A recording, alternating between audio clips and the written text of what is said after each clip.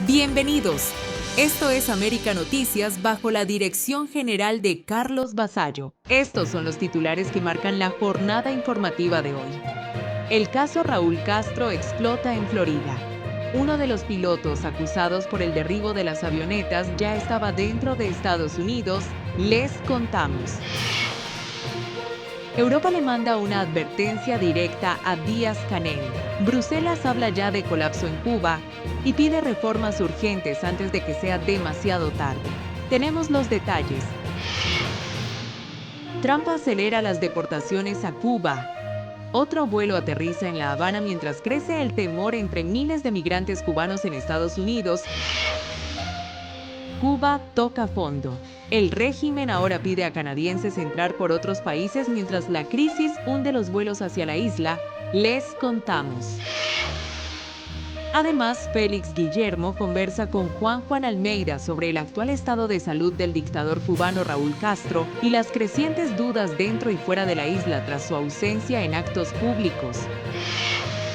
Miguel Cosío entrevista a Ernesto Fundora sobre el altercado violento en México con simpatizantes del régimen cubano tras la presentación de su documental. Camilo Egaña pone en contexto, junto a Luis Villamarín, la creciente tensión entre Washington y La Habana y los escenarios que ya se manejan ante una posible acción militar de Estados Unidos contra Cuba. Información confiable y al momento, aquí en América Noticias. Comenzamos. La histórica acusación contra Raúl Castro acaba de entrar en una fase todavía más delicada, porque uno de los pilotos señalados por el derribo de las avionetas de Hermanos al Rescate ya estaba viviendo dentro de Estados Unidos. Se trata de Luis Raúl González Pardo, un exteniente coronel de la Fuerza Aérea Cubana que durante años viajó entre Cuba y Florida sin revelar su historial militar a las autoridades migratorias estadounidenses. Ahora, su nombre aparece oficialmente junto al de Raúl Castro en la acusación federal presentada esta semana por el Departamento de Justicia. Washington acusa al ex líder cubano y a varios militares de conspiración para asesinar ciudadanos estadounidenses por el derribo de 2 avionetas civiles en 1996. Un ataque que dejó 4 muertos sobre aguas internacionales en el estrecho de Florida. Pero el detalle que ahora sacude el caso es otro. González Pardo no solo logró entrar a Estados Unidos, también obtuvo parole humanitario durante la administración Biden y llegó incluso a visitar lugares turísticos como el Centro Espacial Kennedy en Florida. Según documentos judiciales, el piloto ocultó durante años que había servido casi 3 décadas en la Fuerza Aérea Cubana. En enero, se declaró culpable de fraude migratorio y ahora podría enfrentar cadena perpetua por el caso Hermanos al Rescate. Investigadores del exilio aseguran que durante años siguieron el rastro de los pilotos cubanos involucrados en el derribo. Luis Domínguez, investigador de la Fundación para los Derechos Humanos en Cuba, afirma que logró identificar a González Pardo gracias a documentos de Naciones Unidas y grabaciones de radio entre pilotos cubanos durante la persecución de las avionetas. Él estaba en uno de esos MiG, aseguró. La acusación federal presentada esta semana marca la primera vez que la cúpula histórica del castrismo enfrenta cargos criminales formales en Estados Unidos por la muerte de ciudadanos estadounidenses, y mientras en La Habana el régimen intenta presentar el caso como una maniobra política. En Washington ya muchos ven otra cosa, el inicio de una ofensiva judicial que podría perseguir durante años a figuras históricas de la Revolución cubana. Un informe para América Noticias. Soy Enrique López.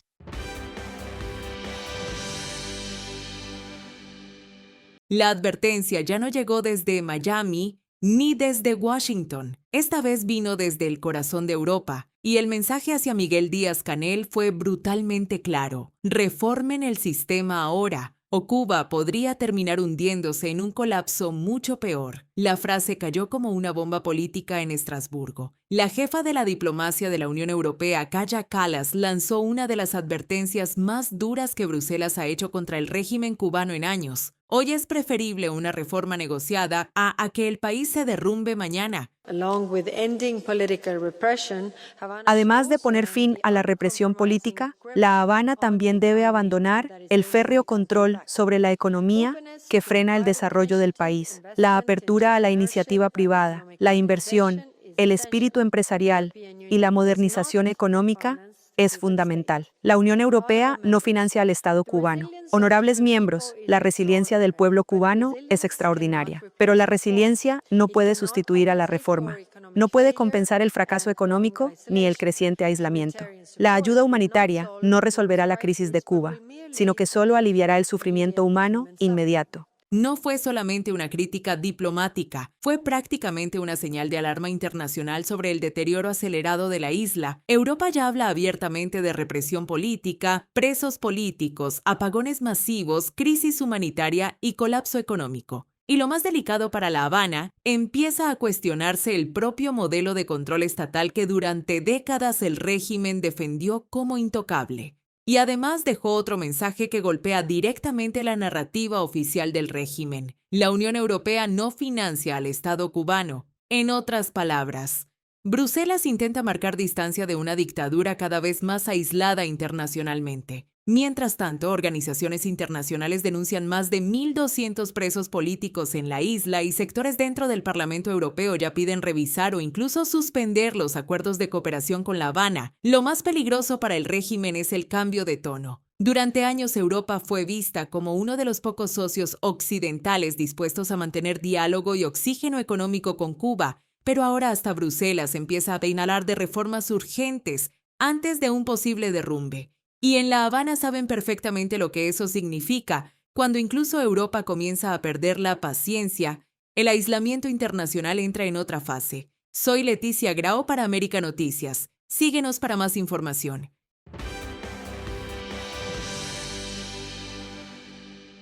La presión migratoria de la administración Trump sigue aumentando. Otro avión cargado con cubanos deportados aterrizó en La Habana. 76 migrantes irregulares, 66 hombres y 10 mujeres fueron enviados de regreso a Cuba en un nuevo vuelo procedente de Estados Unidos, elevando a 612 el total de deportados en apenas los primeros 5 meses de este año. Pero detrás de las cifras hay un mensaje mucho más fuerte. Washington está acelerando como nunca antes las deportaciones de cubanos en medio de un endurecimiento general de la política migratoria y de la creciente tensión política con el régimen de La Habana. De hecho, Donald Trump podría convertirse en el presidente que más cubanos ha deportado en la historia moderna de Estados Unidos. Y esta vez hay un cambio importante. Los vuelos recientes han incluido personas acusadas o condenadas por delitos graves, algo que durante años el régimen cubano evitó aceptar. Además, algunos deportados han terminado directamente bajo investigación del propio gobierno cubano apenas pisan la isla.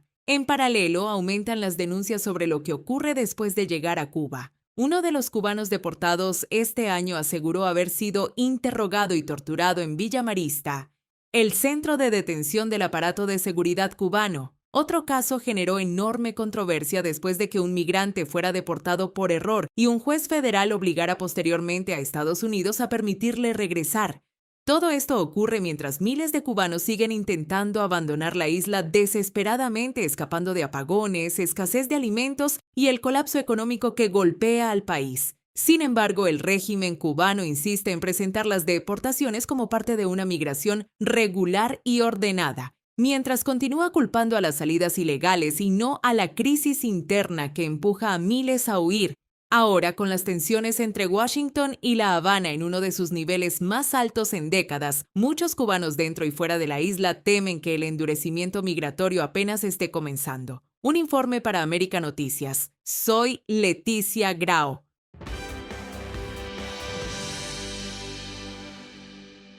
El régimen cubano pide a canadienses entrar por terceros países mientras la isla se apaga. La crisis en Cuba ya llegó a un punto insólito.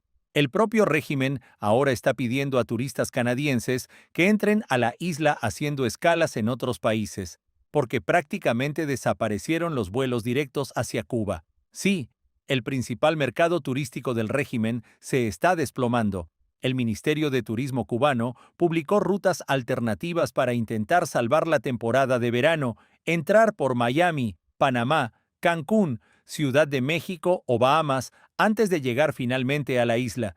La desesperación tiene una explicación clara.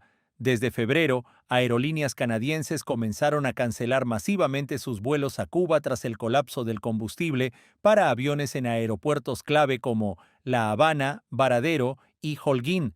El golpe ha sido devastador. En marzo del año pasado llegaron casi 100,000 turistas canadienses a Cuba. Este año, apenas poco más de 500.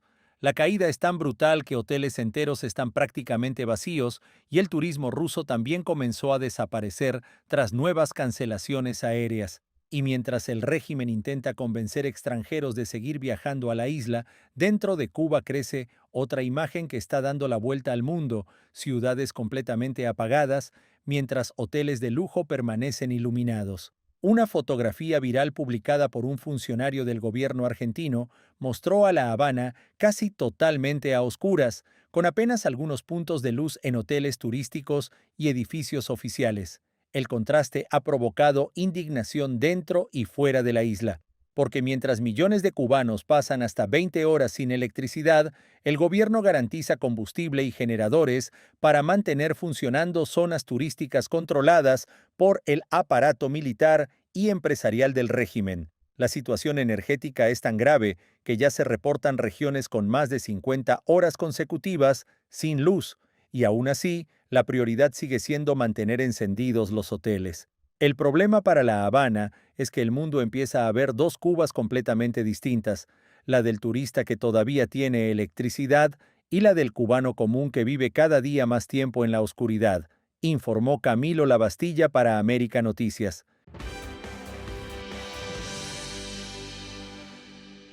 Mariela Castro, hija del expresidente cubano Raúl Castro, aseguró que a su padre nadie lo va a secuestrar, luego de que Estados Unidos lo acusara formalmente y lo señalara como fugitivo de la justicia. Preparados para el combate, preparados para el combate. A él nadie lo va a secuestrar, eso se lo puedo asegurar. A él ni a nadie, aquí estamos preparados para combatir al imperialismo. Las declaraciones fueron entregadas durante un acto de repudio realizado en La Habana en apoyo al exmandatario cubano. El Departamento de Justicia de Estados Unidos acusó a Raúl Castro por el derribo de 2 avionetas de la organización opositora Hermanos al Rescate en 1996, hecho en el que murieron 4 tripulantes, cuando Castro era ministro de las Fuerzas Armadas Revolucionarias. Miles de personas participaron en la movilización con banderas cubanas en una demostración de respaldo al gobierno frente al aumento de la presión de Washington, que ha endurecido las sanciones y mantiene restricciones petroleras contra la isla. Un informe de EFE para América Noticias. La administración de Donald Trump acaba de lanzar otro duro golpe al sistema migratorio, y esta vez millones de personas con visas temporales podrían verse afectadas. El gobierno anunció que quienes quieran obtener la residencia permanente en Estados Unidos ya no podrán hacer el proceso fácilmente desde dentro del país. En otras palabras, si una persona llegó con visa de turista, estudiante o trabajo temporal y luego califica para una Green Card por matrimonio, empleo o reunificación familiar, ahora tendría que salir de Estados Unidos para iniciar el trámite desde su país de origen. La medida fue confirmada este viernes por el Servicio de Ciudadanía e Inmigración, que asegura que los gobiernos anteriores simplemente no estaban aplicando correctamente la ley migratoria, y el cambio podría tener un impacto enorme. Cada año, cerca de 1 millón de personas solicitan la residencia permanente en Estados Unidos, y una gran parte lo hacía permaneciendo dentro del país mientras avanzaba el proceso. Ahora eso cambiaría radicalmente. El gobierno de Trump sostiene que obligar a los solicitantes a regresar a sus países reducirá el número de personas que terminan quedándose ilegalmente después del vencimiento de sus visas. Pero críticos de la medida aseguran que podría generar caos migratorio, separación de familias y enormes retrasos consulares alrededor del mundo. Además, todavía no está claro qué casos serán considerados circunstancias extraordinarias para permitir que algunas personas sí puedan ajustar su estatus dentro de Estados Unidos. La nueva política afecta visas de turismo, estudiantes y múltiples categorías de trabajo temporal, incluyendo profesionales especializados y trabajadores agrícolas. Todo esto ocurre mientras la Casa Blanca endurece aún más su política migratoria con deportaciones aceleradas, restricciones de asilo y nuevas presiones contra quienes permanecen en el país sin estatus permanente. Para muchos inmigrantes, la preocupación ahora es enorme, porque salir de Estados Unidos para iniciar el proceso puede significar quedarse atrapados fuera del país durante meses o incluso años, mientras esperan respuesta de un consulado. Y aunque el gobierno insiste en que solo está haciendo cumplir la ley, para miles de familias la noticia ya cayó como una bomba. Un informe para América Noticias. Soy Enrique López.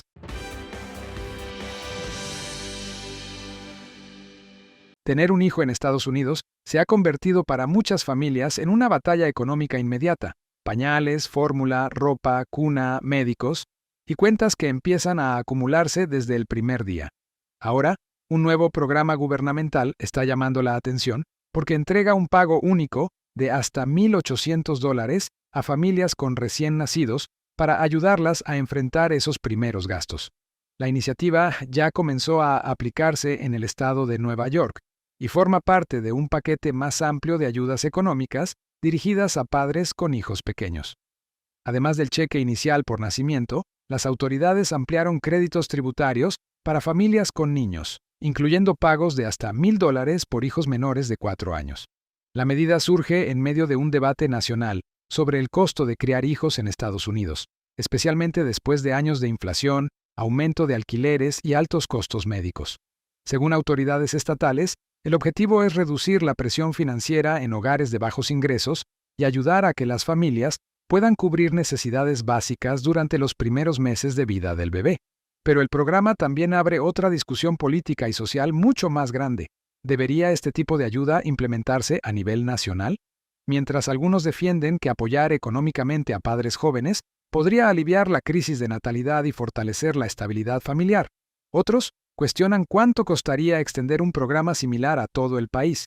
Lo cierto es que la idea ya está generando interés en otros estados, especialmente en momentos donde millones de familias sienten que tener hijos se ha vuelto cada vez más difícil económicamente. En medio de ese debate, una realidad parece unir a demócratas y republicanos. Criar un hijo en Estados Unidos cuesta cada vez más, y muchas familias sienten que cualquier ayuda, por pequeña que parezca, puede marcar una enorme diferencia. Estaremos atentos al avance de esta información para traerles más detalles. Enrique López para América Noticias. Para que estés mejor informado, te dejamos con nuestras noticias en un minuto. La Corte Suprema de Estados Unidos emitió una sentencia clave que abre la puerta a que particulares y empresas presenten demandas millonarias por propiedades confiscadas en Cuba desde 1960. El fallo favorece a Havana Dax y podría establecer un precedente para otros reclamos por inmuebles, hoteles, empresas y bienes que fueron expropiados tras la revolución y que hoy valoran miles de millones de dólares. En la práctica, la decisión significa que el gobierno cubano podría enfrentar litigios potencialmente devastadores en tribunales estadounidenses, con indemnizaciones, embargos y medidas económicas adicionales.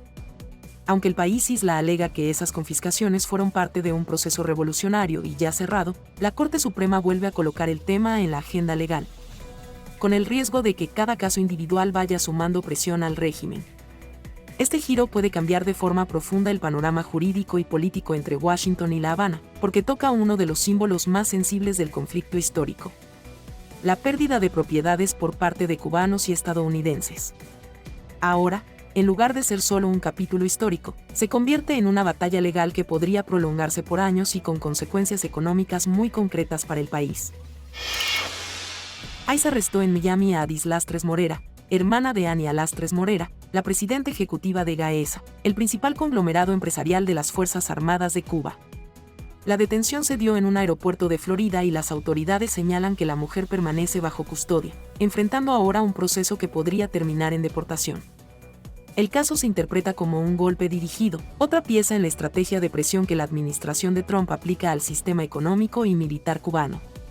Adis Lastres no solo es familiar cercana de la dueña de Gaesa, sino que también está vinculada a círculos de negocios y servicios financieros en el sur de Florida, lo que le da una dimensión de red más amplia. Para el régimen, el arresto resuena como un mensaje: la familia de la jefa de Gaesa no está fuera del alcance de Estados Unidos, incluso cuando se mueve entre Cuba y el exilio. En el fondo, el episodio muestra cómo la presión migratoria y judicial se entrelaza con la lucha por el control del dinero que mantiene en pie al aparato militar cubano.